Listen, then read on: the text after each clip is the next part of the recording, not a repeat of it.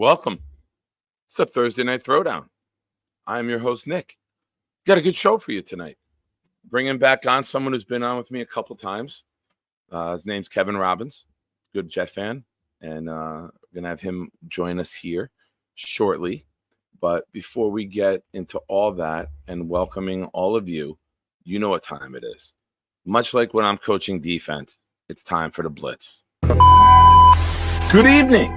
Welcome to Thursday Night Throwdown.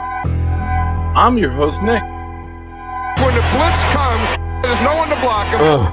It's 10 o'clock, get ready for the showdown. 9 toes down, Nick, ready for the throwdown. We proud Jets fans, we don't play with them pronouns. Best roster in the league, we playing with the pros now. They tell us slow down, call us delusional, call us losers as usual. But this season will be beautiful. Shotgun with you know who, but run it instead. Lad Hall, hit the hole hard. That's what she said.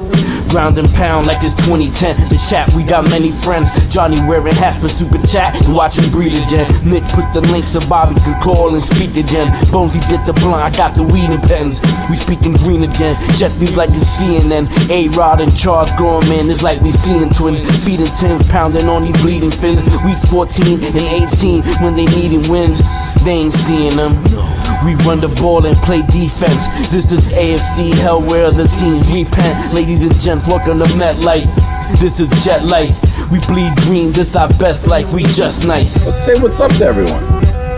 Dark Soldier's here. Johnny's in the house. Bobby. Mr. Bonesy's out on the prowl. Na-na. Assist My Suicide is here. VR's here. Murdog and Alan. What's up, guys? So, what did we learn today, guys? What did we learn? There's been a lot of you out there asking about who he be. Well, he's about to let you know. He's Charles. This rap is so hot, you'll play it on a loop. You'll never get the recipe for chicken noodle soup. Super a spider or even a bat, got nothing on me or Bobby with his hat. Lady's gotta be a 10 if I'm gonna date her. Shout out to my homie, his name is Gator. I'm Charles. To all you other guys trying to rap on Jake's show, got nothing on this guy and his flow. He's Charles. These bars be so hot, I'll get invited on Fallon. You know who won't? That hater, Alan. My comic book and movie takes are so hot and wild. Since my last verse, Johnny had another child. My YouTube is blowing up and becoming a star. Like takes are fresh like the clothes on VR. I'm Charles. Jets, Yankees, comics, hip-hop. Nobody compares when it comes to him. He's Charles. I see everyone on Jake's show trying to prop bars.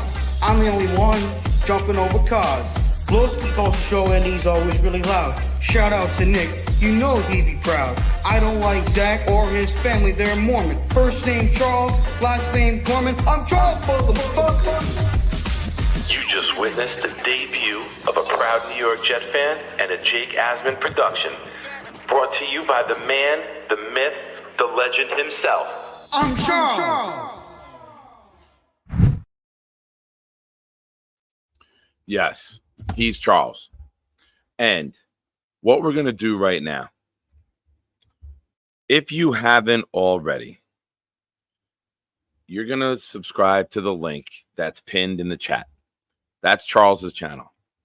Charles is at 142, and my new project that I'm taking on is trying to get Charles pushed to 500 as fast as possible.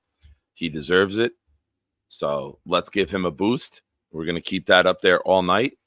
And if you find people have not already, go subscribe to Charles's channel. He's a good dude. He deserves all the love in the world. Let's say what's up to you, Shiners, who are here. Mark Ferraro's here early. What's up, Mark? Stack's in the house. What's up, Stack? Dave is here. Dave, no fighting. Dave, when you say friends, I hope that means everybody. You've been a little feisty lately, but not here. Here we all get along. Leanie's here. The lovely Leanie. The lovely queen.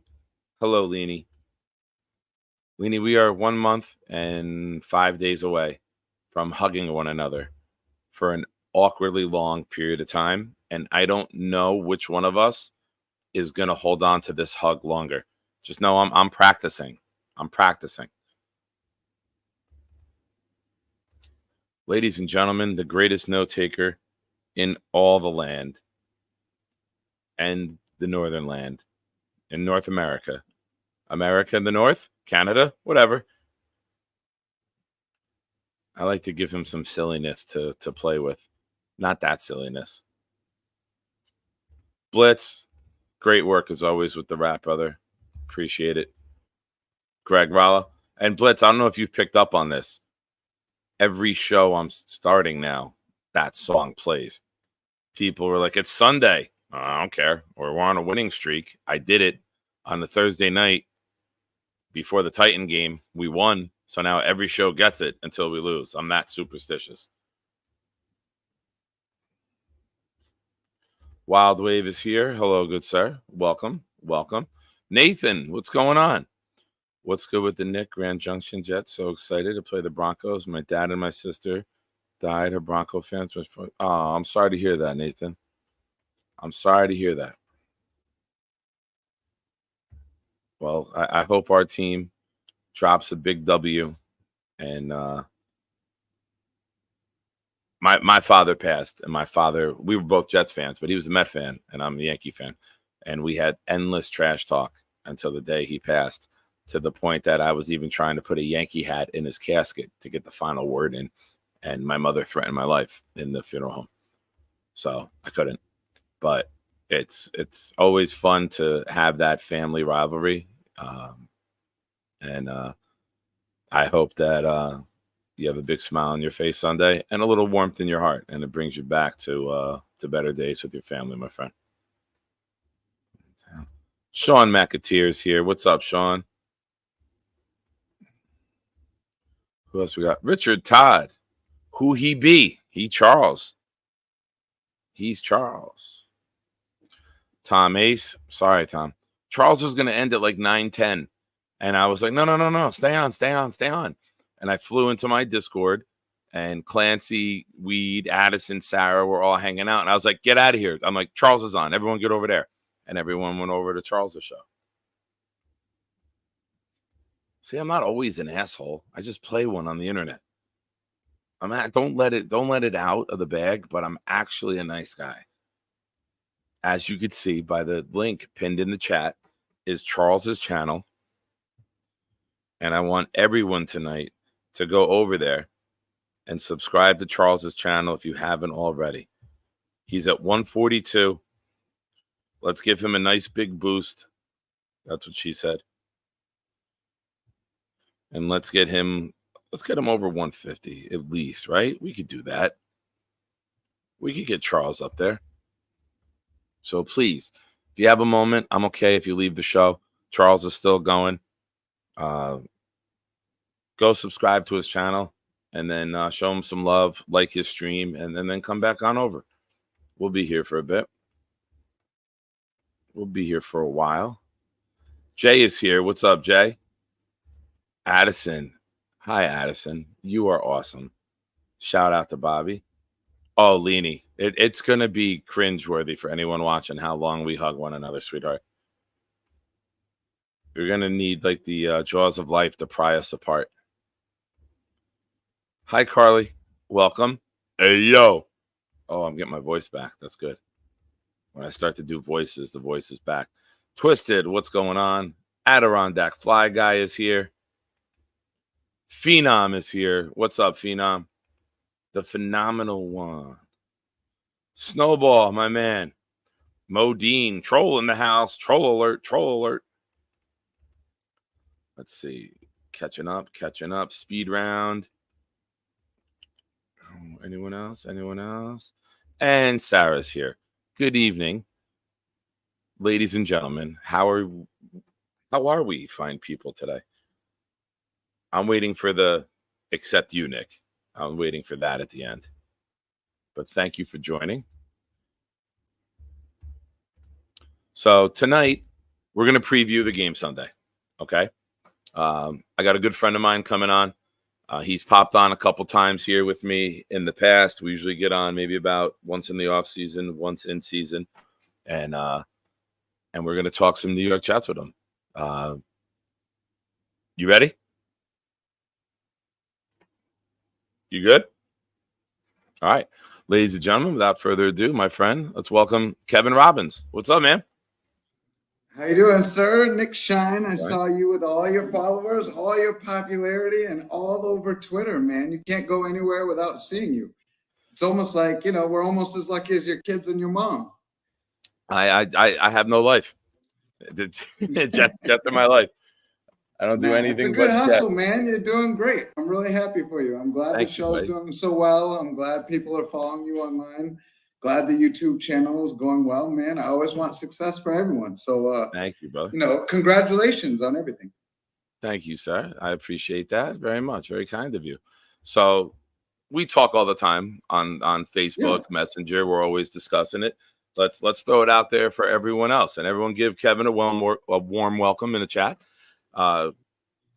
Where's your thoughts where we are right now after 3 games? What have you seen progress wise? Are we where you thought we would be? Do you have concerns? I know full disclosure, you're a little more pessimistic than me, and I know you've been down on Salah. So tell me, clue everybody in. Where's Kevin Robbins right now with the New York Jets after 3 games? I came into the season very wait and see mode, right? Because last season I could tell you I was sky high, right? I was at I was in Canton. Spent a lot of time seeing Klecko over there. The sack exchange was in town. Man, we were getting Rodgers. I'm like everyone else. This is going to be our playoff year at a minimum. And I'm also like all other Jets fans that's dying for a home playoff game. I can't even imagine. I can't even picture it. The level of enthusiasm that would be in every wall of, Jets Nation. Well, you may say I'm more pessimistic. I'm going to say I think we all want to see compared to me though, like everybody is, right? Yeah. So it's coming from me. So it's all right, Nick. No one's on your level of optimism, but yeah. But I think you got to give Joe Douglas credit. He built a very deep roster. I think we feel pretty good about our depth. I think addressing the O-line was a good insurance move, and it's, going to pay off. But I would never stop adding O-line. I think adding McGovern to the practice squad last couple of we got good depth across the board. Linebackers, secondary. I feel good about our receivers. We don't even have to play Corley. I don't agree with every move, right? Sometimes there may have been a different free agent, a different draft pick. If he moved up and got Neighbors, I'd be shedding no tears right now. Neighbors is pretty good. But we got, I'm a Penn State alum, so I'm going to be a little, biased. But if you told me we'd come out of a draft with Brick, with maybe better run blocking Brick, no one's shedding any tears, man. Even if you wanted Neighbors, you wanted a Dunze, you're not going to shed any tears about getting an elite left tackle that's borderline Pro Bowl, if not Pro Bowl, like on a regular basis. So I feel good about the roster. Learn, right? That's the biggest thing. Yeah. To sit and learn, and there's no pressure. Yeah. Now, Tyron Smith hasn't been what he was before, but he's better than what we had. And you're getting 2-for-1 deal. You're getting an extra coach. So I feel really good about where we are now. The 2 things I would say I'd just highlight, but let's get in the detail and off the green sunglasses for a second.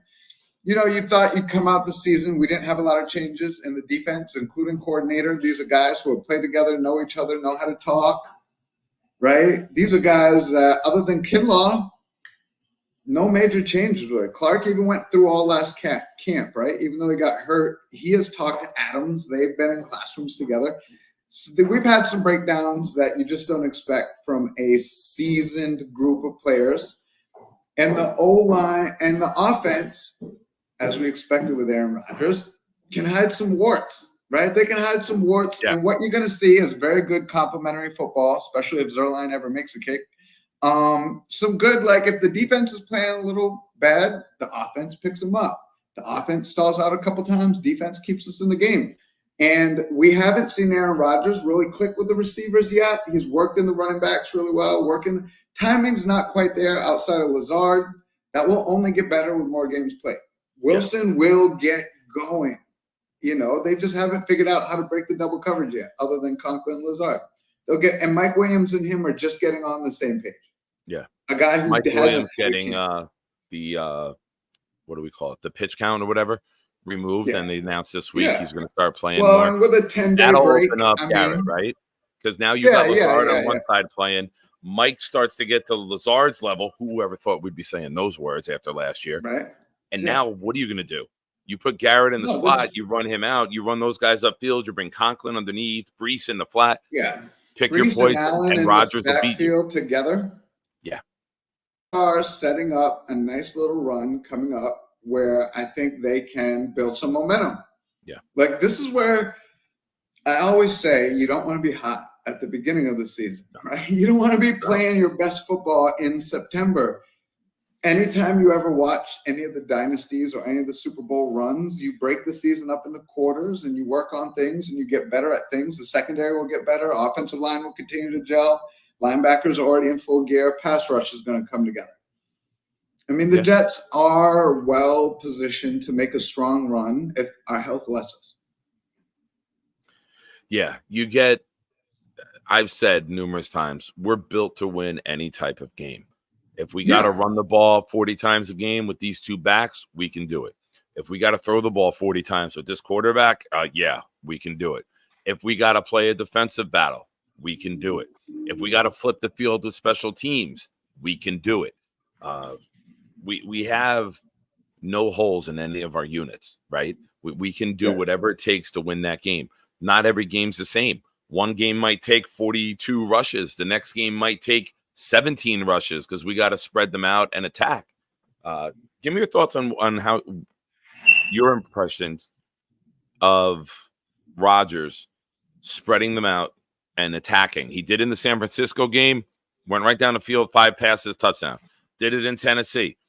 You didn't see as much of that in New England, but you saw a lot of him being able to be that sniper that we've always known that he's been, right? Whether it's inside the pocket or out. So give me your thoughts on him so far.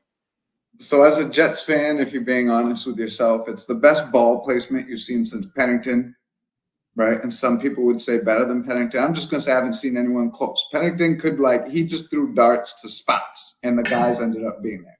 Rodgers is a stronger arm-like version of that, right? Even though when he doesn't complete the ball, you see what was going through his head and why he put it there, and it all makes sense, right? Yeah. He's either protecting the receiver, maybe led the tight end a little bit on the touchdown, the corner, where, if Ruckert keeps running that, he gets that corner touchdown. You have a good feel for what he's doing, why he's doing it. It makes sense to you when you watch it, man. Yeah. The one thing I will say, Nick, I want to point out, and at the last couple tailgates, this has kind of been like a hot topic in D7 over in Gotham City Crew. I've had a lot of fun with a lot of Jets fans the last couple weeks. Nashville was a blast too. Dude, 3rd and 7 all of a sudden isn't a big deal. Yeah. Right? You're not even worried like 3rd and long. 3rd and 8, 3rd and 9. Dude, he makes those little running plays. That's a 29-yard gain. Dude, 3rd and 8 used to be brutal for us to watch, Jets fans. Like, be honest. You were like, if we didn't pick up 2 or 3 or 4 or 5 yards in the first 2 plays, we're punting. Get the punt ready. Take a knee so we didn't get a sack and lose yardage, right? I actually turned to the game. We were at that game, and I turned around to Knob Craft, who's not in the chat yet, I believe. Mark Ferraro's here, Blitz BK, Jaden D'Angelo, my son. We had the false start. We went back to 3rd and 9, and I turned to them all, and I was like, I want to say this before the play. We're going to get the first down. Rodgers is going to make a great throw. It's not an automatic dive or screen pass and get 3 yards and punt. And he made the throw, and I turned and looked at all of them and did like the big flex because it's a new day. When I've made the comparisons of Chad Pennington was like Greg Maddux. Yeah. Rodgers is like a Pedro, right? He can blow it by you as well as throwing some off-speed stuff. But Maddux was about control and precision when that was Pennington. But Pedro, Randy Johnson can wow you, and Rodgers wows you with his throws. Yeah.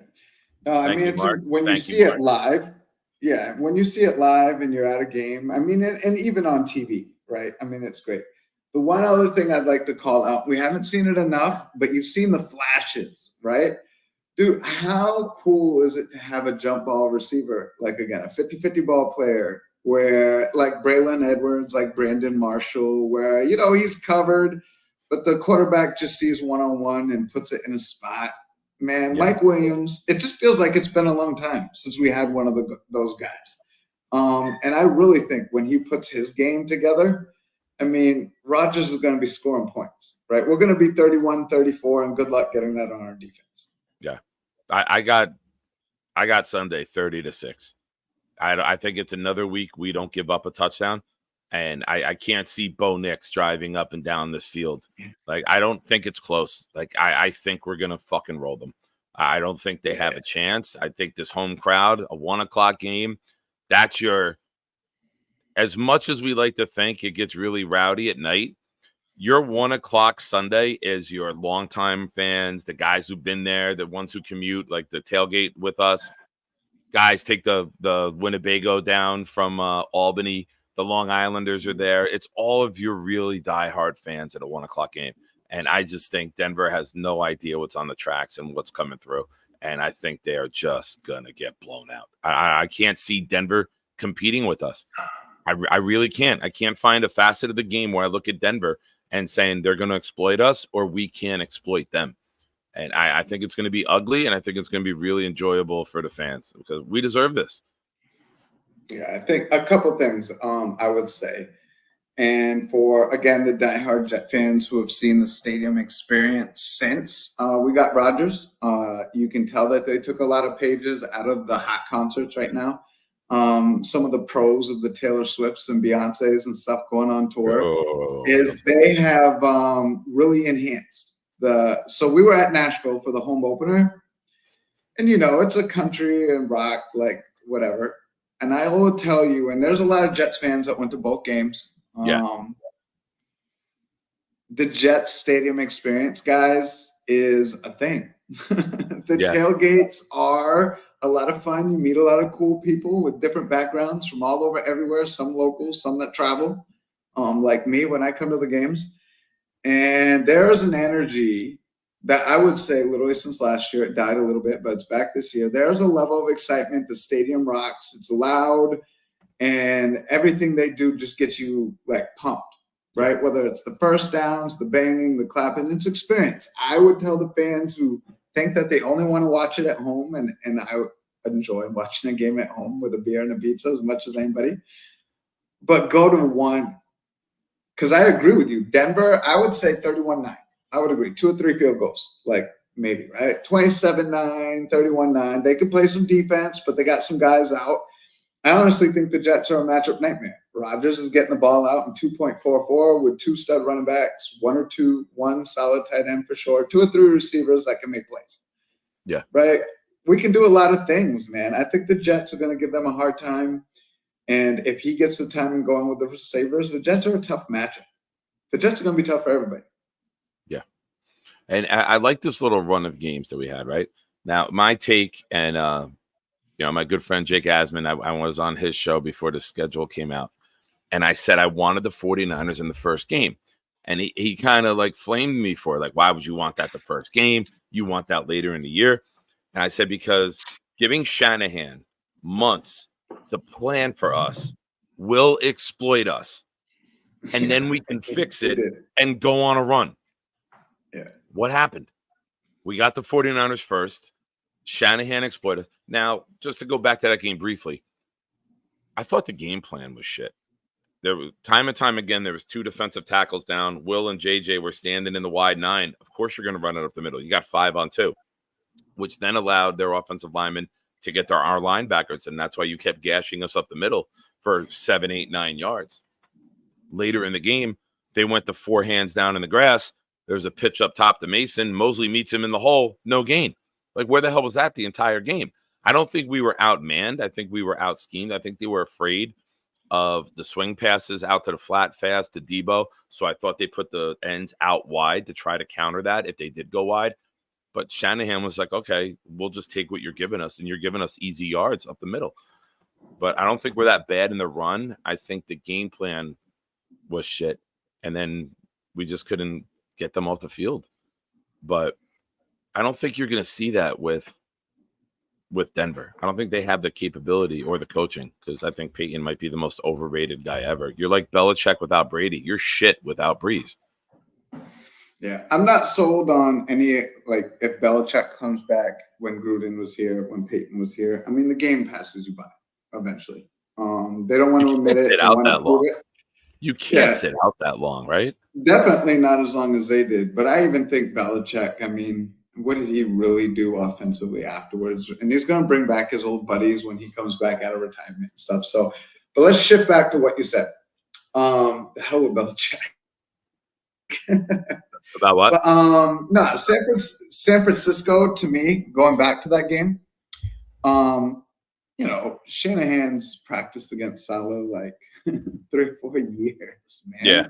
And he had 3 months to draw up a game plan. I do think he caught the Jets off guard with sitting McCaffrey because he sat him all preseason to get him ready for week 1. And then, you know, that whole time Shanahan's working in an offense with Debo and Mason, and the Jets were on their heels. I mean, you can't tell me the defense wasn't on their heels. And they looked like they didn't prepare for Debo at running back, man. And, you know, Rodgers is still developing rapport with the roster. So there's still going to be some clunks. Like the next 2 or 3 weeks, there'll be some drives that you're like, damn, we were an inch or 2 away from having a big drive. It's going to happen. It's going to be week 6 on. The matchup to me, I mean, yes, the Bills, but man, Brian Flores is an elite defensive coordinator. Let's just take care of business at home with the Broncos. An matchup that's going to tell us a lot on where we are. And I just mean, like, whether we win or lose isn't a big deal. But just pulse check. Where are we on our way to a contentious path? It's going to be when you have to face Flores' defense and a red-hot Sam. I don't care what he does this week. He's going to be amped to play us. I don't care what he says in the interviews. And the Jets are going to have some receivers, Addison and Jefferson. They got a cover. You got a little running game going on there. And you got an elite defense. Like, that's a measuring stick. The Jets cannot trip up this game. Take care of business and then line up the contenders. Yeah. I mean, I still break that game down looking ahead 1 week. It's still Sam Darnold against our defense and Aaron Rodgers against the Vikings. Like, the game's going to come down to that, and I will take Rodgers playing better than Darnold. I will. You know, I know Justin Jefferson is great, but I don't know. I'm very confident in this team, and we haven't been able to say that for a long time. You know, even when we went to the playoffs, we had to win nail biters. Very rarely did we blow somebody out. Sanchez had walk-off wins, you know, in Cleveland the 1 year. Houston at home to the Holmes touchdown in the corner. Like, we were in some struggles. I see multiple games where the game is going to be like the Patriot game, where it's just no chance by the other team. And, you know, we took the ball down the field. We scored, I think there's about 3:41 left and in the first quarter. And I was mocking the Patriots fans in front of us. I was like, hey, thanks for coming. Game's over. You're not scoring 7. It's a wrap. You're done. And, you know, it's a crazy confidence to have that this team is so complete that we get a lead. This defense is built to have a lead with Rodgers. And then we can just tee off and pass rush, right? The whole goal is to get up 2 scores, make the opposition one-dimensional, and have fun with it. And that's when you see the crazy blitzes coming out. And that's why we blitzed more last week than I think any other game under Ulbrich, because there was confidence in the offense, and we knew they couldn't do anything, so we just went at them. And we said, here's our best, stop it. And they couldn't. And the Jets at their best, not a lot of teams are going to be able to stop us. Yeah, I mean, obviously the Jermaine Johnson injury is too bad. Will McDonald has just been on fire. Right? He's been on fire, which is good because it's allowed the other younger players that we obviously kept, you know, the McKinleys and the Taylors and stuff like that, can continue to develop, and they're also players that will get better as the season unfolds. So linebackers have also played out of their minds. I mean, we do have, like we've already talked about, though, a very, very deep roster. So these are games that the Jets going to lean on, right? The Jets got to dominate. And I would agree. To me, I have to think of like the Quebec, Keyshawn, Curtis Martin, like Mawai, like years where you're like, man, we got a lot of ways we can beat you. Thomas That's exactly Jones, what I Lamont said Jordan. Tuesday night. It's Yeah, exactly what I said Tuesday. Coles, That 90-18 was the last time I was this confident. That 90-18, because, you know, there was coaching, there was offense, there was defense, and we were just like, oh, we're up, game over. And we blew out a lot of teams that year. Yeah, and you just got a smart quarterback, very savvy, who's moving actually pretty good. Like, I'd give him credit. His little rollouts and stuff and his throws on the road looks very smooth. No, I mean, I think the Jets are on a mission. And I think it's going to be really, really excited to see it unfold. Is there a piece of your team, of the team, that you think, like, I don't want to say you're disappointed, but you're waiting, right, for the kind of like that next year? And I kind of reference Mike Williams. For me, I think I'll know when he's a solid 585 every game, right? One touchdown. Like, I think every other game you'll see something like that from him with the occasional big game. Is there a player for you that you think is on the verge of breaking out, that when he gets in the rhythm, you're going to be like, that's what I thought he was? Elijah Vera Tucker. I think he's looked a little rusty, and I don't think Vera Tucker's back yet. And the previous 2 years before he got hurt, he was our best offensive lineman. Now, you can make the argument everyone else is better. He's not standing out as our best anymore. But some of the all-22 I've seen, his timing's been a little off. His angles have been a little off. He's not fully there. If he gets back to the Vera Tucker pre-injury the last 2 seasons and he starts becoming one of our higher-rated linemen, I'm excited about him and Olu next to one another. I really, truly am. I think that we can really take advantage of the opposition and run the ball and run it more than we expect behind those two. You know, we started off early. We were running behind Tyron and Simpson over there, and they were getting to know one another. I just got a good feeling in my gut about Olu and AVT next to one another. And I think once they gel and click, my prediction, Olu never gives up right tackle. He plays so well. He stays out there, and Moses is the backup. Like, I know they respect Moses, but sometimes you get Wally pipped, right? And you get that player who's just so good, so quick, that you look at one another and say, how can we take this guy out? And if Vera Tucker starts playing better with Olu next to him, you might not want to mess with that chemistry, right? Like, it's kind of like 2 and 1. I don't know. Again, I already pointed out my Penn State bias. Olu's going to end up being a far better left tackle than right tackle. I don't want fans. He hasn't played a lot of right tackle guys. That includes college. I just think he's that talented. I'm not saying he's not. I'm not saying. He's like, you want me to do this? All right, I'll do it for you for this year. Watch. Hold my beer, right? And watch he can. Yeah, Fabini did it. And, I mean, we've had a lot of guys that have done that for us historically, right? I just want to say, if he gives up a sack, like, don't shed any tears, guys. He's played like 3 months of right tackle his whole, like, probably last 5 years. It's different footwork, different pivots, different shuffles, different handoffs. So regardless if he gives up a sack, I don't want to see, and I will, because people can be fools on Twitter. But yeah, don't call it a bad pick if he gives up like 1 or 2 like plays because he's going to get better too. He's super young prospect, right? He's 21. Yeah.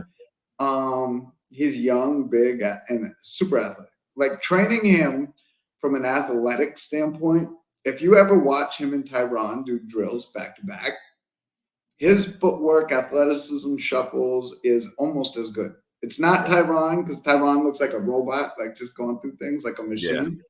But Olu's feet and movement, I'm telling you, like brick.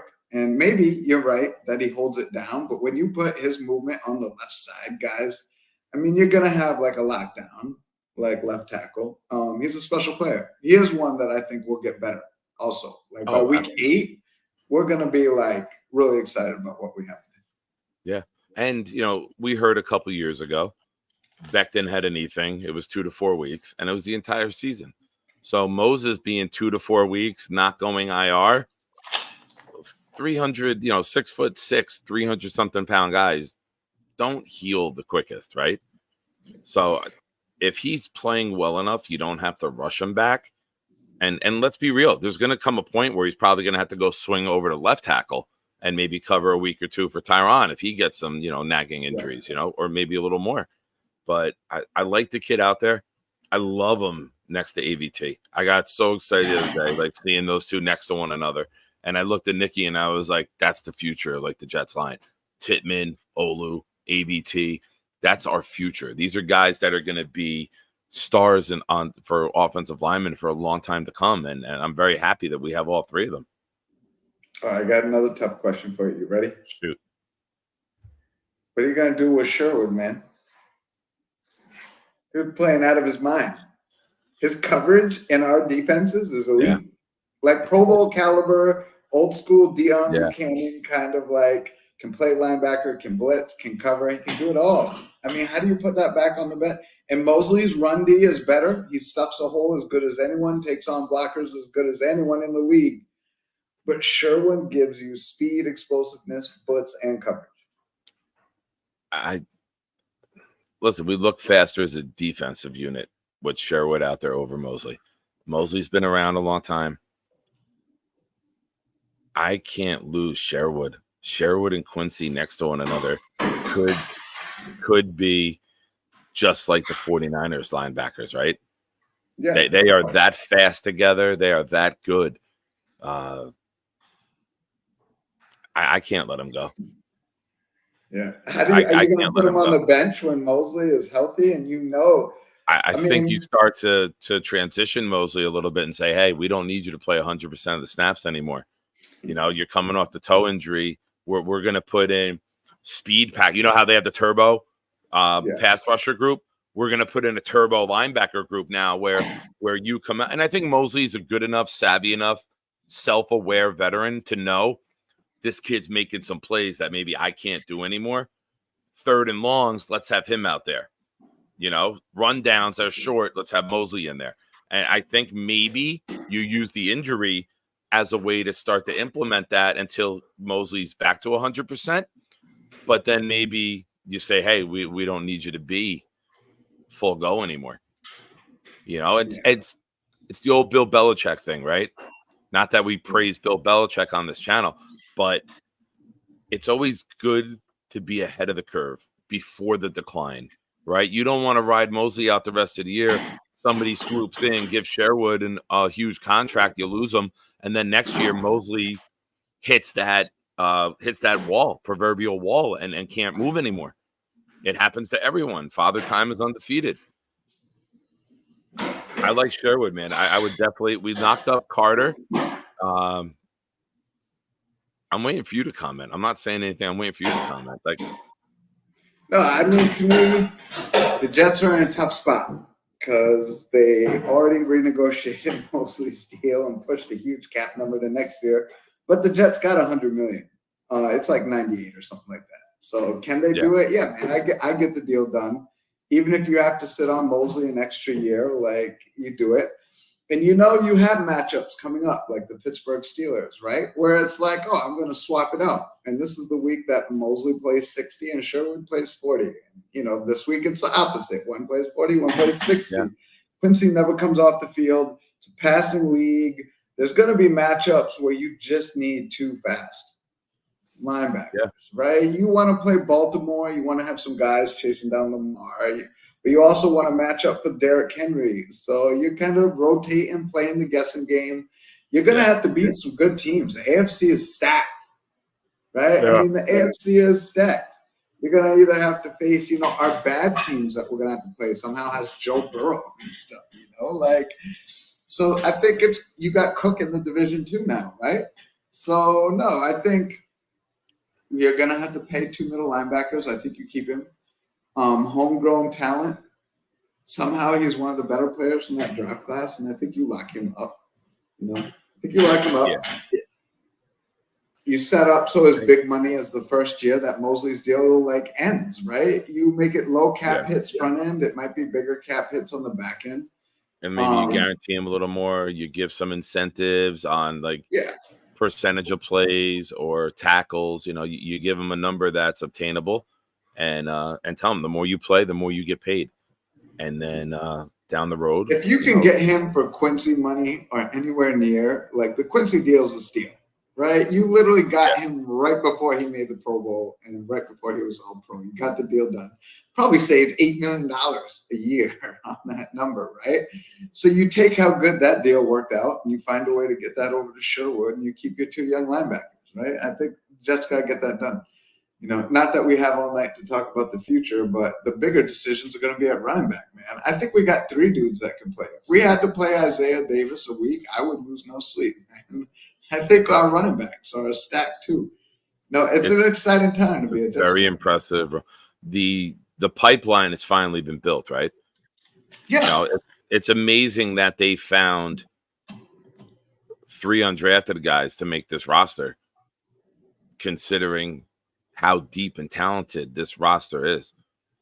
This is crazy. I'm watching the Giant game here on my phone. It is literally the Malik Neighbors coming out party. I think he's got 12 catches, over 100 yards. Every play is just him torching the defense right now. And I have him in one fantasy league. It was a good bet. Yeah, me too. I think he's going to be super good. It's him against Daniels for Rookie of the Year for sure. I like the Daniels kid. I love it. Dude, I can tell you right now, I wanted to make sure he didn't make it to number 3, right? I did not want Daniels falling to the Patriots. When I was like, oh, you're going to get May, I'd take that over the 2 other guys. You can have them. But what were we talking about? Where did we leave off? Where did we leave off? You're talking about the running back room. Oh, yeah. No, I mean, got really good depth there. Can attack the team in like a lot of ways. I think the fact that we're using that 2-back offense now, I mean, all 3 guys can catch. All 3 guys like scare a defense.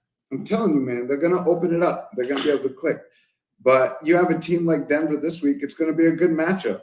Like if we want to play like keep away from a team like Kansas City or run the ball a lot and control the clock, we have a team that can do that, right? Like literally, like you said, if ABT, Olu, Simpson, and Tyron are already like brilliant on the other side, very nasty, almost like a right side of the line. They really are a nasty, grinded out like left side of the line. And I think the Jets will be able to do some of that stuff that we used to do with Curtis, where you would just like keep getting 3rd and 3s, keep getting 3rd and 3s, like bang it when we want to control the game. So yeah, I'm really excited about the running back unit, both short term and long term. If they have to make a tough decision with the Breece Hall, like down, you're right. You just keep filling the funnel. And when was the last time, Nick Shine, where we had so much talent, you didn't know how we could sign it up? Where the Jets are just going to have 4 or 5 great prospects. It was after the second AFC Championship when we lost Braylon, Cotchery, and Brad Smith, 3 of our top 4 receivers in the same offseason, and replaced it with Jeremy Curley and a bag of dog shit. Yeah. Jeremy Curley was a starting wide receiver on a team that went to the AFC Championship. It was bad. Stephen Hill and Jeremy Curley came in, and Devin Smith from Ohio State. Like, you know, it's nice to have players couldn't get here. A draft right after that. Yeah, it's nice to see the fruits of allowing Joe Douglas to stay in place and not having the overreactive fire button. Because when you're placing a regime every 2-3 years, you never develop what you're looking for. You look at teams like the Steelers, the 49ers, the Seahawks for years when they had Pete Carroll, the Patriots, the Ravens, the Chiefs now. They're not replacing their scheme. They're not replacing the type of players that they're looking for. It took Saleh a couple of years, right? Remember we had Herman Edwards, and then we're like, nah, go to 3-4, Eric Mangini. Then we're like, nah, we're going to go to Rex. Then, nah, we're going to go to Bolt. Nah, we're going to go. There's so many changes that we're always looking to get these coaches their players. And by the time the coaches get their players, we're getting new players because it's a new coach. Yeah. So I love that they had the patience. And I've said many times, winning 14 games the last 2 seasons with the most amount of offensive linemen used and the worst quarterback play in all football was a miracle. It really was. I think winning 14 games the last 2 years. How many other seasons have the Jets won 14 games in back-to-back years? It very rarely happens. And we did it with zero offensive ability. Hey, when do you re-sign Douglas? When do you extend him? At what point? Where do we got to get to in the season? What record do we have to have? Or do you think the cupboards are full enough? Because it's contract talk time with Joe Douglas. Do you work with him and get a deal done? If I'm Joe, I've been asked this question. Ryan, Jets Talk 24/7, Talking Jets was on me the other day. He asked this. If I'm Joe Douglas, I wait. Because if the New York Jets hoist the trophy, you either get the biggest deal any GM's ever gotten to stay here, or you say, hey, like Theo Epstein, right? He won it in Boston. He became the biggest thing now. If he got Boston a ring, we'll pay you anything. The Cubs paid him a ton to go there and be the GM, right? Yeah. If you're Joe Douglas, you just drop the wood out on the table and you tell your agent, go get me the biggest GM contract ever. See who's fishing, and we're biting. I mean, it's if I'm Joe Douglas, you get a championship with the Jets. What else is there to do here? You built it, right? Like the logic for the Jets says we lock him up, we give him the biggest deal, whatever. But if you're Joe Douglas and you're looking for another challenge, maybe you go take on another challenge, and maybe that's part of his personality, right? Like if you accomplish this goal and we finish the job this year, what else is there to do here? It's only downhill from there. It's only going to be negativity, right? With the fan base, it's going to be like, oh, you didn't rebuild this, you didn't do that, you didn't get a quarterback after Rodgers. Maybe professionally, he just says, I'll take the biggest deal anywhere. People are going to pay for him. Yeah, it'll be interesting to see how it plays out, right? Especially, I mean, it'd be brutal if he stole the scouting staff and you really have. Like, it's not just Joe Douglas. Let's be real. When you talk we win about a Super Bowl, are we going to give a shit? No. We win a Super Bowl, are we going to care? I'll pack their bags and drive them wherever they got to go. We win a Super Bowl, who cares who they take? We'll deal with it. Nah, I would love for Joe Douglas. I would die for some home playoff games at this point, right? Super Bowl is like over the moon. If I got to watch 2 games at MetLife in the playoffs, it would be like, I don't know, Christmas, back-to-back weeks or something. But no, I mean, you're right. I mean, the Jets have a tough decision. Being here. Like the greatest 2 weeks that I've ever experienced as a Jet fan was the 42-17 shellacking of the Packers on the last day of the season when we had a win.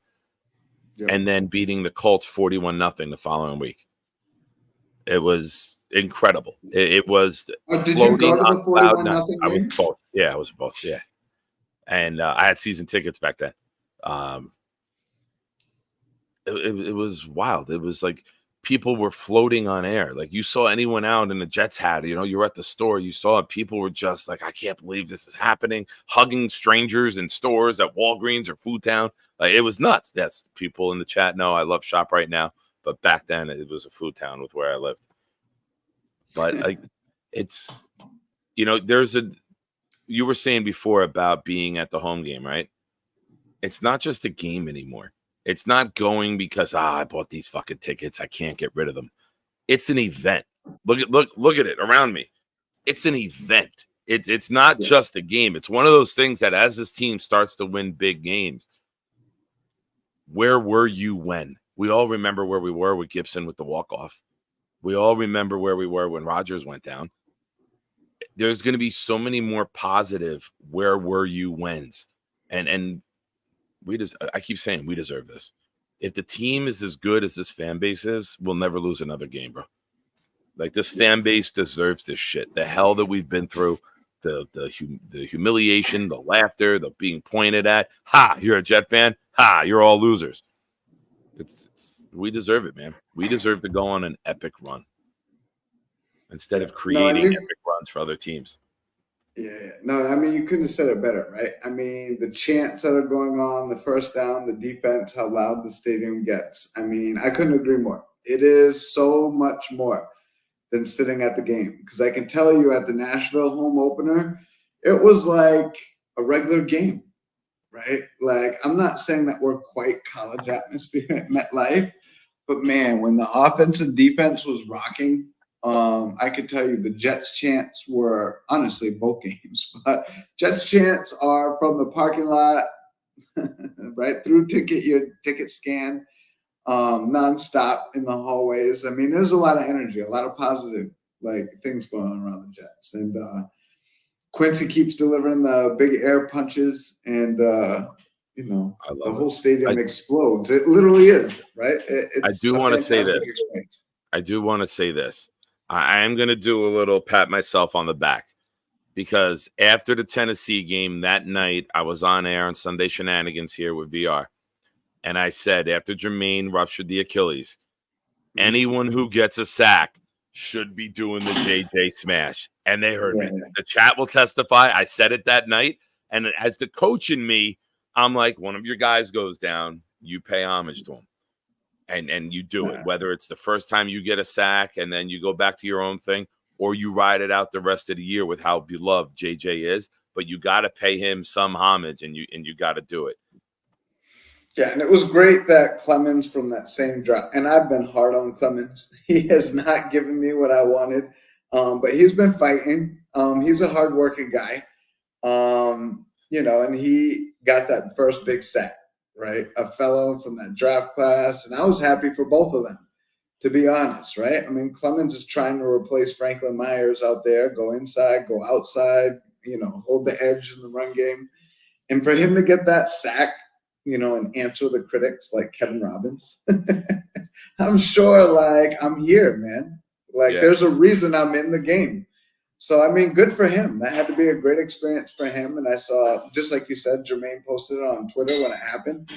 And, it looks like his recovery is going well. And it's just too bad he's not part of, Brees and Sauce and all these guys that are having a big year and getting us where we need to go.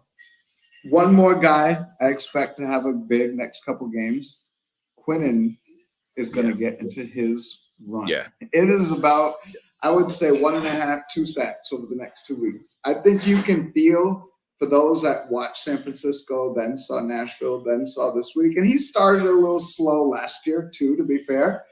But I think you see him getting into a rhythm where sometimes you forget that you have an Aaron, a step down, a Fletcher Cox or something is on your team. He's so consistent and is never bad that you kind of take him for granted, and you're almost disappointed in the guy, unfairly, I'll say. But people are like, oh, he didn't get a sack. What's wrong? Oh, he didn't get a sack. Meanwhile, we've seen it for years. Teams play us, and they say, we have to stop 95 up front. That's our plan. We stop 95. And now, coincidence that Will starts to come on, and then Quinnen gets the sack. Quinnen back before JJ and Will. We always said, if someone emerges on the outside, that's when Quinnen's going to go off, because they've always double teamed Quinnen because you weren't afraid of guys on the outside, right? And now that we have 4 guys, more than 4 guys who can get to the quarterback, that's just going to open up for Quinnen time and time again.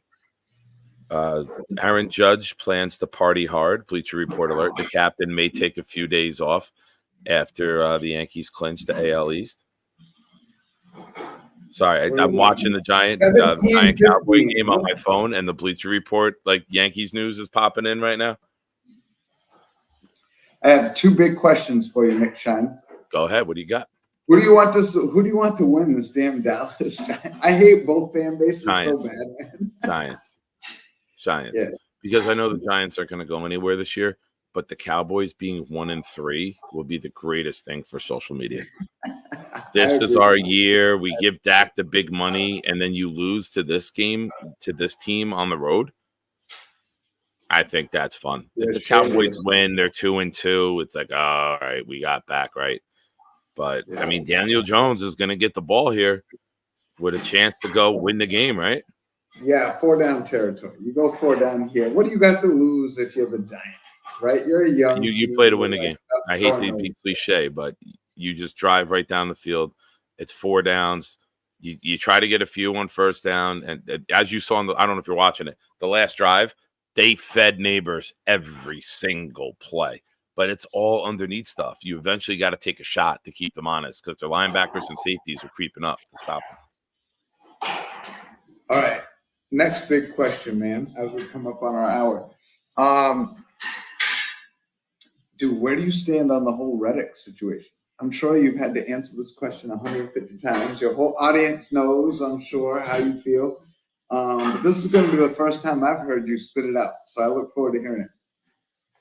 Do I want him to get there? Yes. Do I think it'll happen? I'm starting to lean no. Aaron Rodgers answered a question the other day and said his former agent, right? Rodgers is the most well thought out player in the NFL. He speaks with purpose. Every word has meaning, and how he delivers those words deliver a meaning to whoever's listening. Is that, hey, Reddick, I'm hearing this is what I heard, or Reddick told him, hey, the agent's the issue. Is this Rodgers' way of facilitating conversations? Is this Rodgers' way of being a moderator or a mediary, where he's just like, hey, get rid of that guy, get in here, talk, figure it out. Like JJ's down, Will's playing tremendous. But it'd be really nice to have Will, Reddick, and Quinnen going at the quarterback, right? The Giants got Lawrence, Burns, Thibodeau. Like it's really nice if you have three that can get home on any pass rush set, and it is the NFL. I don't think we could take for granted that everyone on the line stays healthy. So to be at our best is really important. So I'm very curious. Like, I need a 30 for 30 on this, right? I need the what the hell happened. What was the breaking point? Like right now, for you wrestling fans, there's a Vince McMahon documentary on Netflix, which I am in, by the way. My buddy messaged me today. Years ago, there's an infamous clip of me and my buddy dressed up as they're going over the screw job in Montreal. They cut to a bald-headed kid, me, with red, white, and blue face paint with the American flag at SummerSlam 97 at the Meadowlands in New Jersey. And my buddy texted me and my buddy Kevin, who were in it. He goes, "You two need like the actors cards, whatever they are. You gotta be in the whenever training. You're on TV a lot, you're an actor. You get like your union membership card." He's like, the amount that I've seen this clips of you two throughout the years. It was the screenshot. We were in the Bret Hart Wrestling Behind Shadows, the documentary with the speaking line in it. I said wrestling's a male soap opera, and we were in front row of ECW, the Invasion in '97, in February '97. We were literally in the front row for the entire show, and it's crazy that he's like, you two have been on TV more than The Rock. Every time I look at something, it's you two. That's awesome. Ooh, damn. No, I mean, I'm with you on the Reddick thing, right? I think all the fans that are like, oh, trade Reddick or move on for Reddick, you're going a little overboard, man. The NFL, winning games in the NFL isn't easy. It's not easy. Even when we beat the Titans, it came down to the final play. If they caught that, we're in overtime. I felt like the Kevin Dyson situation all over again for them. But more talent will always be better than less talent, right? I mean, like you said, if you have Reddick taking some heat off McDonald, taking some heat off Quinnen, I mean, and you also add a guy. We have a couple young defensive linemen, right? I mean, we got 2 or 3 like guys that made the end of the roster. I mean, you bring in Reddick to work with them, like you have Tyron Smith working with Olu, and they just get better watching film of Reddick and why he did what he did when he did it, how he sets up plays, all those types of things. That helps players mature. So you're almost getting kind of a 2-for-1 like deal where we have such a young, budding offensive line. Even McDonald's going to keep getting better, and you put a guy like Reddick in there. So if I'm the Jets, I try to get a deal done. If you have to give him a 2-year deal, it is what it is. And you might have to now with JJ and seeing how long it takes, especially agility players. It's a little different for a quarterback than it is an edge rusher. Yeah. And Reddick's a guy who stays Giants. healthy, keeps his body well. He's been like in the league a million years, knows what he's doing. He had been an Iron Man pretty much until this point. You know, like Mosley. Mosley was an Iron Man when we grabbed him from Baltimore, and I know he suffered an injury, of course, but pretty consistent, available, leader. I think if you get Reddick in, the Jets are in a better place. If they end up moving him, like it ends up being, I am kind of where you are. I think they should get it done. Makes the most sense to get it done for both sides. It makes sense to get the deal done. And yeah, what are you going to do? If God forbid something happens to Will, you're going to roll out 2 undrafted guys to be your main pass rushers on a Super Bowl contender? It doesn't make sense. You got to do it now because it can only JJ's not coming back. It can only get worse, and you can only get put in a worse position. Yeah, totally agree. Totally agree. What do we got? How close are they now? What are the yard line? They just hit Neighbors for his 12th catch. It's about a 5-yard gain. It's 2nd and 5, 4:40 left. Clock's running. They are near midfield. They might be at their own 45 or the Giant 45. I haven't seen a shot of the field yet. So another serious question. Bills have been red hot. They look really, really good, right? They're one of those teams. I wonder if they're peaking a little early. Like I said, they're very healthy right now. Cook looks really good. What do you think our matchup with the Bills? Jets guy, I'm not going to talk about Miami. Jets better just take care of Miami like they should take care of Denver. Like, look, man, they're limping. You don't let a limping dog in the game. I'm not excited about those ones. If we lose, shame on us. But when you look at us versus the Bills, how do you feel about those two right now?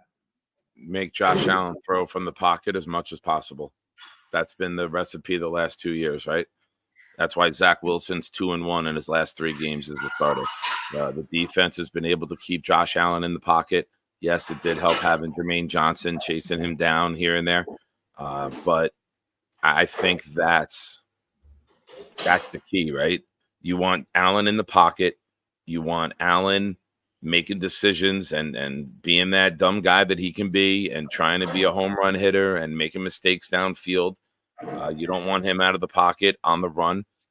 Cook is everything I thought he would be. Cook is going to be their bell cow. He's going to be making a lot of plays all over the field in the run and in the pass. And if you could stop the run and make Josh Allen throw against our defense, I like the chances because we're built to beat Buffalo. We're built to beat Kansas City. We're built to cover and get to the quarterback. As long as the refs call holding when Jermaine Johnson gets locked around his head on a 26-yard Mahomes run, or they don't throw the flag 3 seconds after Michael Carter intercepts it. You know, those things, but semantics. I digress. But I think the team that worries me the most would be Baltimore because we're built to be speed rushers. And if you're Baltimore, you're going to run the ball with Henry. You're going to run the ball with Hill. You're going to use the RPO with Lamar. And stopping the run hasn't been our strength. And now that's a game where CJ's got to be like, hey, my hamstring is sore. And Sherwood goes, all right, bro, I got you. I'll go in for this one. But that's the team that worries me come the playoff team. That's the team that worries me the most is a matchup with Baltimore and how they're going to run the ball. And can we stop it? Yeah, no, that's a good way. And Steelers can kind of be that way too, but not as much as Baltimore. No, I mean, I agree with the Bills. I mean, we are built very well. Like if you go back to the Arizona game that they had to come from behind and win, what was that, week 1? You want to get up. You want to make Josh Allen feel he needs to be in a shootout and he has to match your quarterback, right? You want to put points on the board and then make him throw into the teeth of the defense because you know you're going to get 1 or 2, right? And then after a while, that he starts getting in his head, and then the pass rush gets to him because he waits an extra tick, right? Now, I think it's a good matchup, but I think it's going to be a game that's going to be another measuring stick game, right? I think when we get to that game, I think that will likely be for first place. Again, just early. I mean, you want to be in first place after week 10, not before week 10. But it's going to be a big measuring stick game. I think how our run defense was cooked is going to be a big deal. And to your point, if we keep containing on Allen, keep him in the pocket, take away the run game, I like him throwing against our defense. I mean, I actually like that. Like him Yeah, throwing that's it. good. That's our matchup, right? I would watch that. Yeah. Like Whitehead got 3 interceptions. Like Whitehead couldn't make a goddamn play for us. But in the game against the Bills, all of a sudden he's catching everything like he's Jerry Rice. Yeah, put him in an all-pro season. Nope. Well, man, thank you for having me on the show. I'll probably drop off and let you keep running with it, man. But I always appreciate being on. Always great seeing you in all your different worlds, for sure. Facebook, Twitter, YouTube. And I'll keep running into you. But again, thank you for having me on the show. No worries, man. Let's do it more often. Let's check in later in the year and see where we're at. And we'll talk every day. We talk every day on one platform or another. Ladies and gentlemen, are you still doing shows with Guru? Once in a while. I haven't done one, but I'm sure at some point this season I'll pop on. My schedule is always shifty, and I hate to be unreliable. So I pop on here and there when time allows. Well, wherever you appear, let me know. And I'll Micah Parsons getting helped off the field walking right now with his arms around 2 trainers. The guy that they didn't pay. Man, I can't tell you how much Dallas misses Quinn. Their defense has been a mess. But good for the Commanders, man, and good for the Commanders fans out there. That's a team that has been bad a long time, and I think feel our pain. But anyways, thanks, Nick. I'm going to run. Thanks, bro. We'll talk soon. Take care. Ladies and gentlemen, my buddy Kevin. Here we go. I'm watching this live. Well, it's live for me. Giants 4th and 6 going for it. Jones and shotgun. No Parsons on the field. Play clock's at 15. Here's the snap. Jones moving around. Back to his left. He's got to throw it. Got to throw it. Throws it downfield. Caught. Feet on the sideline. And he's down. He's hurt. Who is it? Back judge comes in saying no catch. I don't know who it is. I can't see the number, but he is down injured. Yeah, Clancy, I'm on my phone, bro. What do you want from me? What do you want from me? Stop being a jerky head. Is it Neighbors? Oh, the ball did come out underneath. Yep. Damn. All right. Well, ladies and gentlemen, we're gonna open things up here. That's what she said. There you go, Sarah. That's your cue. Freak level can now be turned up in the chat, Sarah.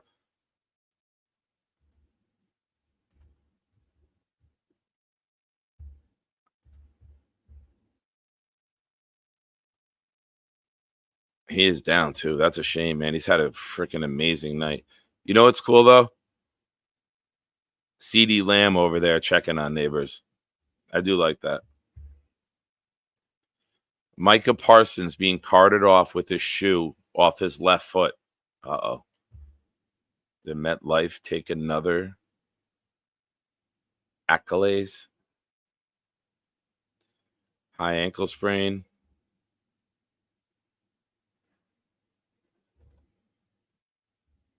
One thing I do hate is that Schefter, Garofalo, Rappaport all have to tweet the same goddamn thing. I get it. Ladies and gentlemen, it's time for call-ins.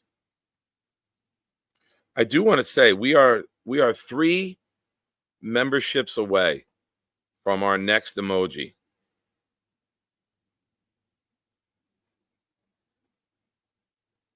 Oh, no, I'm sorry. We lost a bunch. It expired today at 4. We are 32 away. I apologize. We were close. We were there. So it sucks. This is why you join the channel. I appreciate all the gifting, but if you join the channel, we can get those numbers high and we can start adding a ton of emojis. But if you are watching on YouTube, which you are, refresh, and then you should have the pin link there to call in on StreamYard. But I do want to say something. If you search, let's see how many he's at. All right, only one of you joined Charles Gorman's channel.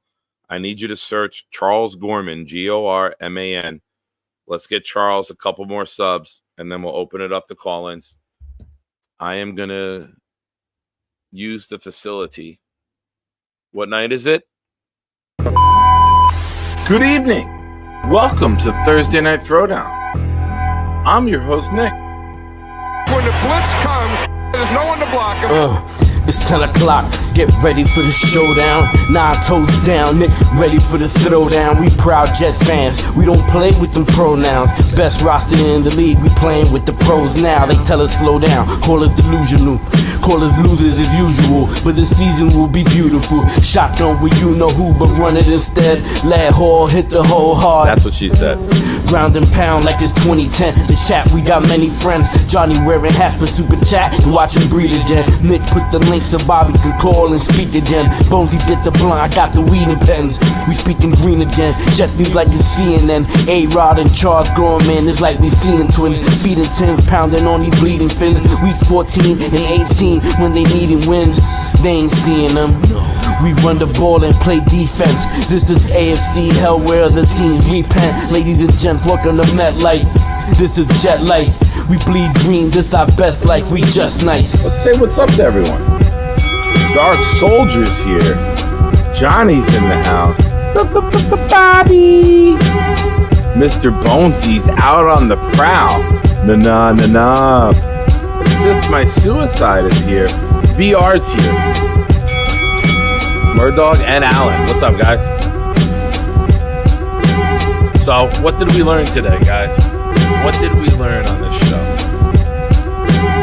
He can't be defeated. He can't be stopped. When the blitz comes, there's no one to block him.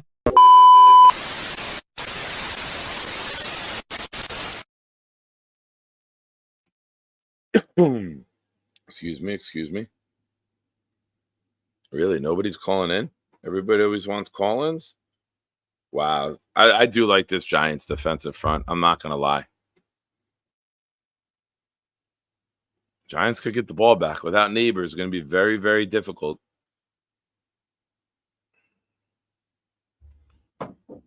Anyone? Are we calling in? What are we doing? Nobody? Addison? Weed? Clancy? Mr. Bonesy? Alan? I know how much you love calling in to shows. Ladies and gentlemen, my newly signed co-host. Yeah. Going on. I was What's waiting up, to hear my name. Nothing, just like Clancy said, there's no groundbreaking Jets points to make, so I'm just here to hang out. Listen, we know what we got to do, right? Like, yeah. The blueprint now that do. Aaron Rodgers is quarterback is don't turn the ball over, control the clock, get a lead, play aggressive defense. It's a very easy blueprint. I can't see Bo Nix doing anything to threaten us for maybe more than one drive. I can't. And I like Bo Nix. I'm a Georgia fan, but I've always liked Oregon, so I watched their games. I thought their style of football was fun to watch. But I can't see Bo Nix lining up and driving down on us and putting us in threatening position after threatening position. I just can't. No, what do you think? Definitely should feel the pressure every single play. Hopefully. I mean, blitz his ass early. Let him know that we're here. Don't let him get settled. Don't let him get comfortable. No easy fucking checkdowns. Take that shit away. Yeah. Sarah said Bobby's going to be mad. Breaking news. He's always mad. And he knows when his name gets said, all of a sudden he's clicking in within 30 seconds. Really? Is he? Oh. He hasn't clicked in yet, but usually when we say his name, he clicks in and goes, I heard you mention me. Bobby. Come on. Well, technically, he's here right now. He's right there. Oh, that's the shirt? Yeah. I can't see because your room that doesn't have like sober people lighting. No, it's very chill. So give me your thoughts. I know we've talked a bunch. You know, we've done we've DP'd with Sarah a lot. We've done the hangouts. What's your thoughts of Rodgers and his play and watching him come along? How do you feel as a Jet fan seeing the progression after 3 games in 11 days? It's fucking definitely uncharted territory. It feels great feeling confident in the quarterback for once in a very fucking long time. Probably since Fitzpatrick, maybe. You just felt, yeah, Fitzpatrick. Oh, all right. Wow. I was always scared shitless when he was throwing the ball. No, Even when he had solid years, but he did. But there was like a hold your breath every time the ball was in the air because you didn't know if it was going for 80 or going back the other way for 80. Who's their best quarterback between Fitzpatrick and Rodgers? What is this? Garofalo tweets eyes out emoji. What does that mean? He's God getting damn, traded. He's going to be a Dolphin. He's going to be a Dolphin. Well, I'm watching the game, and then I have tweet alerts coming in.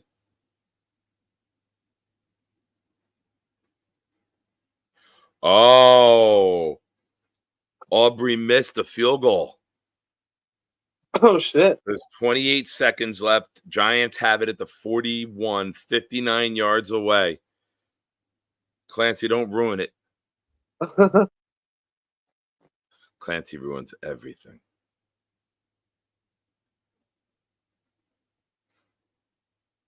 Let's go Giants. I hate that this freaking Amazon Prime is so far behind. Am I live? What the fuck? Fast forward, man. Well, I'm on my phone. It says live. All right. So on my phone, he didn't even attempt to kick yet. Malik Neighbors has a concussion and is out. No way.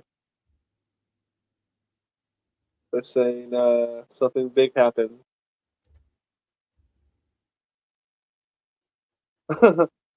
Is it really? You tell me. If you saw it, the Giants scored? Oscar said it too, so.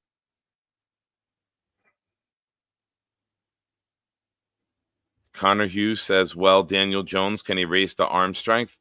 Oh, man. I'm telling you, the greatest day on social media is when the Giants beat the Cowboys. It doesn't happen a lot, but as somebody who lives in this market, it is great. It's going to be a lot of sad cholos if the Giants win. Or at least it wasn't Clancy who ruined it. That's all I asked. Okay, yeah, no one scored shit. All right, I'm okay with Oscar or Mo. With Clancy, it would have been expected, and it would have been an aw shucks moment. Clancy, Oscar. Oh, wait a minute. Did he do something? All right, here's the play. 28 seconds.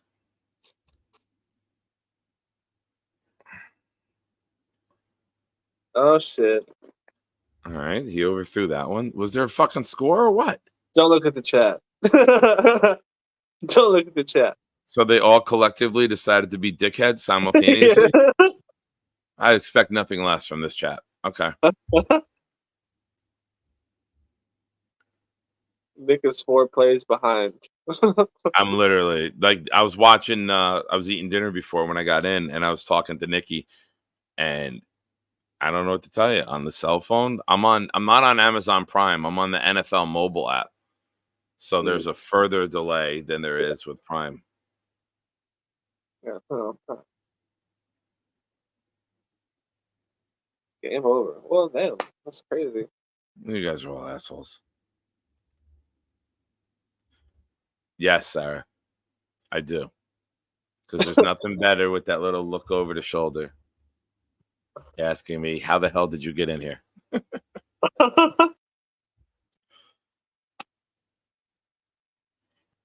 Clancy, I don't know.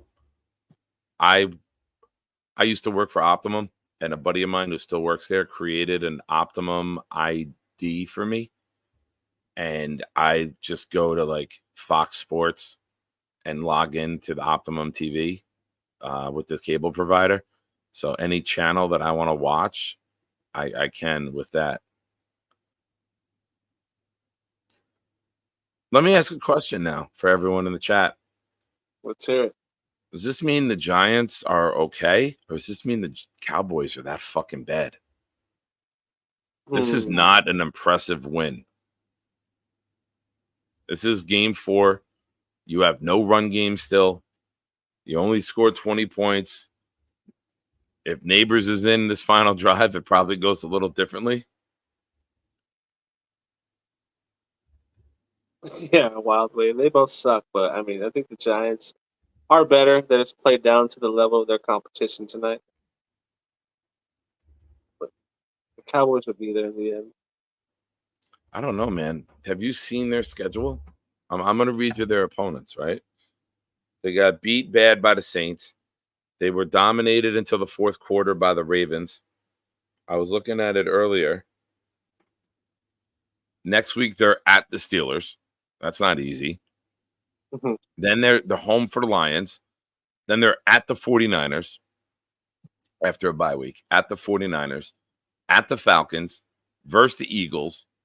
Versus the Texans. At Washington. Home Giants. Home Bengals. Panthers, Bucks, and then Eagles and Washington. They could be 9-8 or 8-9.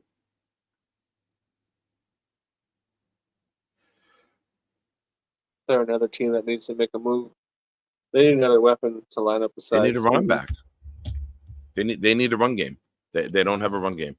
Ezekiel Elliott's not the answer. You let him go because he was ineffective. Why you bring him back 2 years later? Like all of a sudden he's gonna be more effective as he gets older. Let's sell some more fucking jerseys with a different number. Yeah, that's just.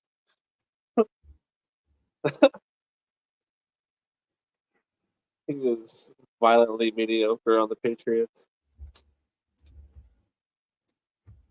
Yeah, it's they're very underwhelming so far through 4 games.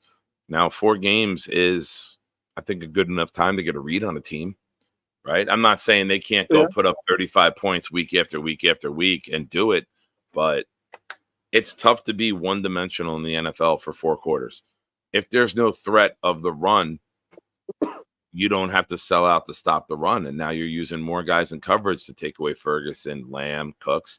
Who else do you have in that offense? I can't name anybody. Yeah, no one really.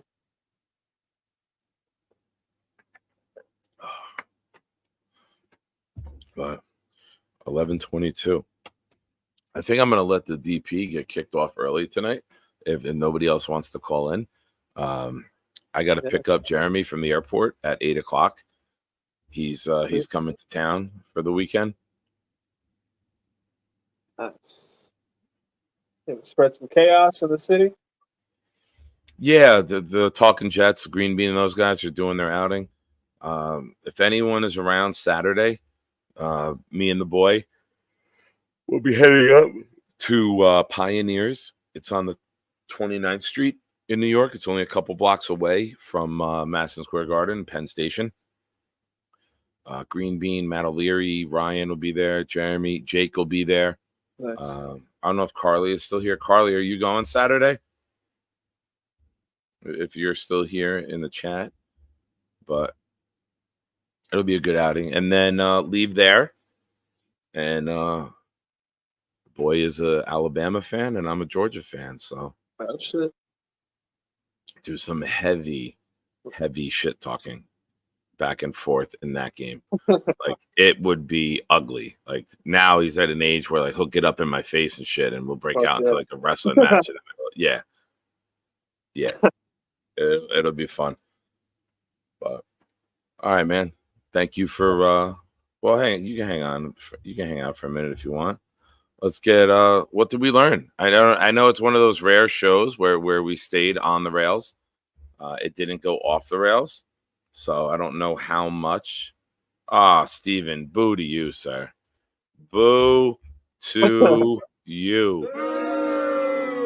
Fight on, baby. Fight on. Fight on. Thank you, Phenom. Appreciate it. Rick, did you check the tracking yet? Any update today? I know we spoke yesterday. You want to know my luck in life, Addison? Because I know how much you and these other shiners like to laugh at me. Oh, sure. Absolutely. I finally was able to get to the store, the UPS store. I shipped on behalf of Craig, Bobby, his stuff. I sent Rick the helmet. Supposed to get there Monday. Guess what day Rick leaves for London? I mean, you can't write this stuff. Oh, Oscar, man. what are you talking about? Rick, When was the last time Florida beat Georgia? The 80s? I'm gonna go to Rick Kent's house and get that helmet for him. Don't worry. He's got you, and then he'll just blame me. Man, I checked every day; it wasn't there. Meanwhile, it's hanging up underneath the Bobby shirt in the back, and no one will ever be able to see it with the lighting.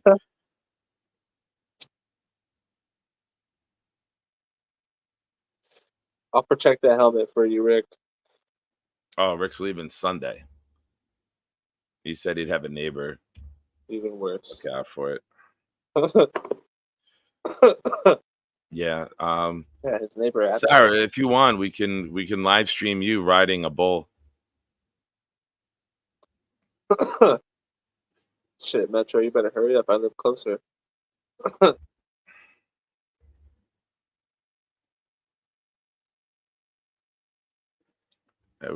Here's I learned this was the shortest show of all time with mostly banging pots and pans.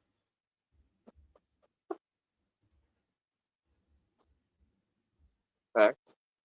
It happens. Sometimes, people got life going on in the house. Usually hear people banging pots or burning pots. Either one or the other. Yeah. Just because the lighter is quieter. Yep.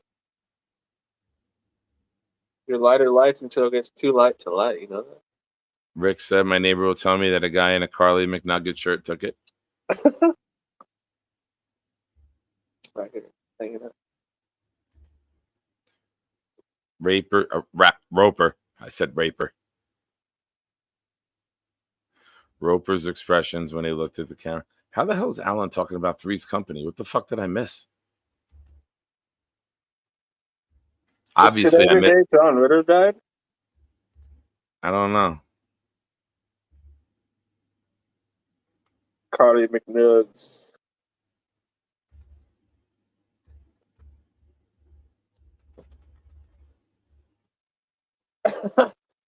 Jeffrey? It's a great shirt. I don't know where I really have no idea where the conversation in the chat went. But all right, boom. If nobody else has it, go ahead, drop it. Good night, Leany. Leany, have a good show tomorrow. Enjoy. I'm at Nick's football game, but I'll try to catch it or some of the highlights throughout. Nick's got a home game, the band, its student section. It's going to be wild. They're playing their rival, East Brunswick. East Brunswick kids showed up to the Old Bridge first home game and a brawl broke out. They came there dressed as Old Bridge players or Old Bridge students. Oh, thank you, big fella. Big fella gifted a membership that went to Jaden D'Angelo. Nice. There we go. Thank you, big fella. Very kind of you. You can continue to DP. Well, here we go. I learned only took 1 minute into the show for Dave to get a warning about his feistiness. Nick likes to give me some silliness to play with. Cringe-worthy hug coming between Nick and Leany. Bonus, Kevin may be coming to us live from a 5-star kitchen. Kevin has a lot of serious questions. 3 away. Nope. 32 away. Sorry. It refreshed. I checked earlier in the day before 5 o'clock. Addison is a new co-host. Don't trust trolls with score updates. No. It's facts, man. Double bonus. Nick likes being behind. Sarah loved riding a big bull this past weekend. Short shows equal extended DPs. Very nice. Very nice. That better mean that. Hell yeah. Well, thank you, big fella. I appreciate the gifted membership. And as of now, I don't plan on being back on until Sunday night, post-game. So, Addison, give me a score prediction. What's your thoughts? Let's go 31-6. JTS, baby. That wasn't on this show, though, Tom. Keep your goddamn what did we learns to this program, and only this program. We don't do any exterior learning here. It's all within the realm of the show. You don't I'm very close. I'm 30-6. So hopefully one of us is right. I'll be okay if you're right. I'll be okay. I'll accept I didn't you mean being to, correct. All right. I didn't mean to fucking Price is Right you with my score, but I'll go 31. All right. Well, Alan picks the Broncos to win 23-9 because he never picks the Jets for anything. Alan, will you clarify for everyone which team you're choosing? Big fella, 24-6. Phenom, 28-14. All right, let's go. Throw your scores in. Yeah, and Sauce gets his first pick. Oh, you son of a bitch. Boom. You son of a bitch. Jets 27-16 from Mo. Oh, shit. We're doomed. Oh, man. This is the first game this year Mo's picked the Jets. Mo, can you pick the Broncos, please? Can we edit that? You got Mo on board with us now? You've done the impossible. No. That's a typo. He meant Jets lose 27-16. It was autocorrect. We got you, Mo. Broncos are going to win. Your streak lives on. Clancy, 28-10. Greg going big, 34-9. I like it. Mark, 27-13. Boom, 33-9.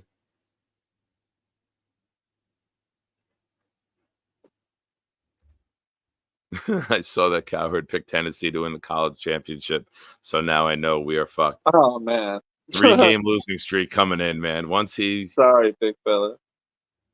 There we go. Thank you, Mo. Way to rectify. Broncos 27-23.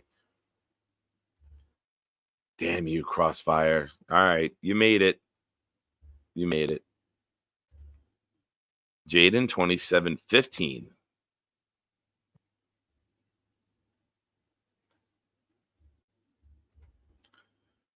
Tom Mace 35-13. Rogers 375 and 3 tutties. Brees with 150 combined and a TD. And Allen with a TD. And Sarah has my favorite TDs. Oh, her tutties. There's nice tutties. Touchdowns. Yep. Touchdowns. Oh, man. Crossfire coming in 35-21.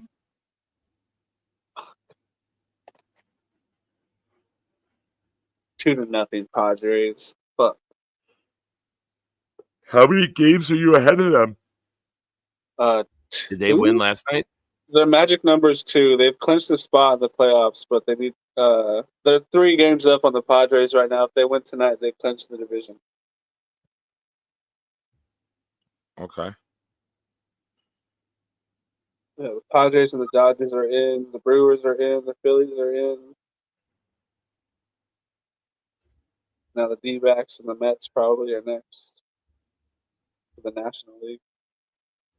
Oscar coming in, no numbers. Jets win.